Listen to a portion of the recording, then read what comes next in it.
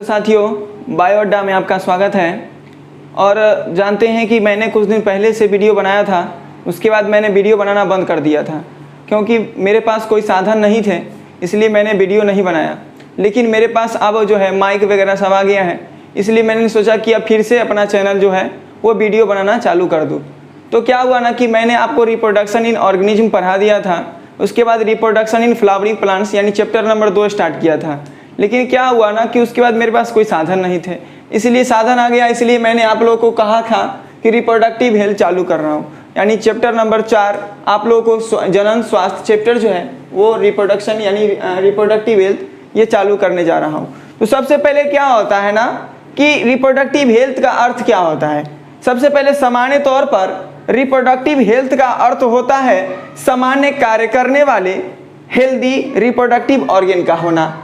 बच्चे WHO के अनुसार यानी कि वर्ल्ड हेल्थ ऑर्गेनाइजेशन के अनुसार रिप्रोडक्टिव हेल्थ का अर्थ होता है सभी तथ्यों जैसे कि फिजिकली, मेंटली, सोशल रूप से पूर्णतः ठीक रहना होता है। अगले बार क्या है ना बच्चे कि रिप्रोडक्टिव हेल्थ सोसाइटी सर क्या होता है। रिप्रोडक्टिव हेल्थ सोसाइटी क्या होता है, तो वैसा सोसाइटी जिसमें रहने वाले पीपुल मतलब होते हैं लोग, क्या है ना कि वह सोसाइटी जिसमें रहने वाले लोग में फिजिकली और फंक्शनली सामान्य रिप्रोडक्टिव ऑर्गन होते हैं तथा इनके बीच सेक्स से संबंधित सभी तथ्यों में क्या होता है सामान्य इमोशनल और बिहेवियर संबंध होता है। बच्चे भारत वह पहला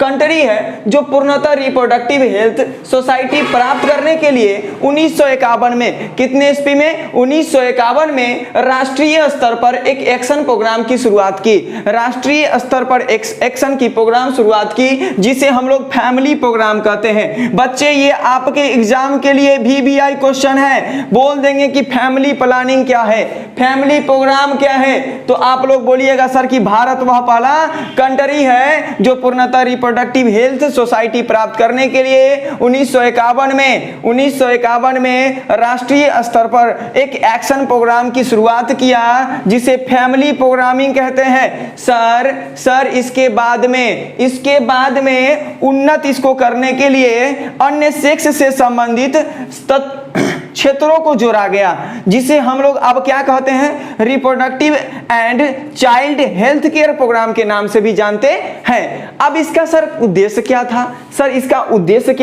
सर इसके प्रमुख 2 उद्देश्य थे। कितने उद्देश्य थे सर? इसके प्रमुख 2 उद्देश्य थे। पहला क्या कि लोगों को सेक्स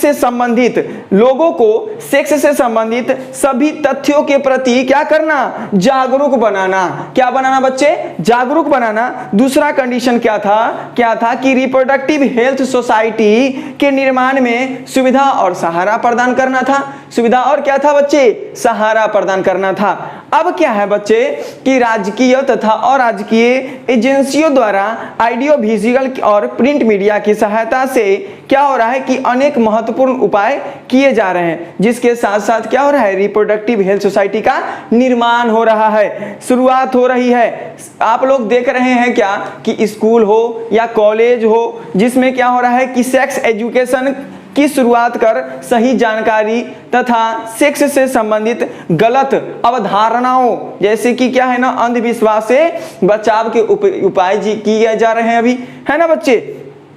इसलिए मैं समझा रहा हूं क्योंकि टाइम नहीं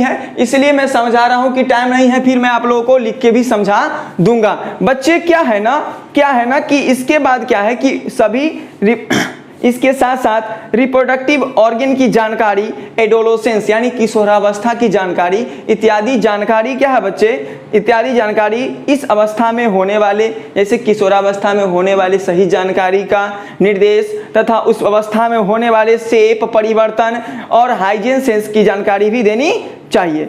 इसमें क्या है ना कि इसमें रिप्रोडक्शन की सही सूचना जैसे क्या है ना कि STD। अब STD बोलिएगा सर क्या होता है? सर सेक्सुअली ट्रांसमिटेड डिजीज, वह बीमारी जिसका सेक्सुअल कांटेक्ट के द्वारा आता है, यानी वह बीमारी जिसका संक्रमण सेक्सुअल कांटेक्ट के द्वारा होता है। जिसे एसटीडी कहते हैं, एसटीडी कहते हैं, लैंगिक जनन संचारित को रोग कहते हैं बच्चे उसे। अब कहना तथा इसके बचाव की भी जानकारी होनी चाहिए। अब क्या है ना बच्चे कि लोगों को विशेषकर फर्टाइल कॉपर और मैरिजिएबल एज वाले ग्रुप वाले व्यक्तियों में क्या करना चाहिए, निम्न तथ्यों की जानकारी देकर इच्छा अनुसार साइज वाले फैमिली के लिए शिक्षित करना आवश्यक होता है। जैसे क्या है ना कि पहला कंडीशन क्या बोल सकते हैं, available to birth control, available to क्या सकते हैं, अवेलेबल बर्थ कंट्रोल। दूसरा क्या कह सकते हैं, केयर ऑफ प्रेग्नेंट वुमेन। फिर बोल सकते हैं important of breast feeding, important of क्या बोल सकते हैं बच्चे, ब्रेस्ट फीडिंग। उसके बाद बोल सकते हैं कि equal opportunity and male and female. उसके बाद क्या है बच्चे, इसके साथ साथ लोगों को पॉपुलेशन ग्रोथ, सोशल सामाजिक बुराई जैसे sex abuse, sex related crime, उसके बाद के समस्याओं के संबंध में क्या करना चाहिए, समाधान करना होता है और इसे निपटने के लिए कई उपाय तथा निर्णय के लिए शिक्षित करना होता है। चलते हैं बच्चे, मैंने आपको समझाया, आपको कुछ नहीं समझ में आया होगा, चलिए फिर से रिपीट कर देते हैं।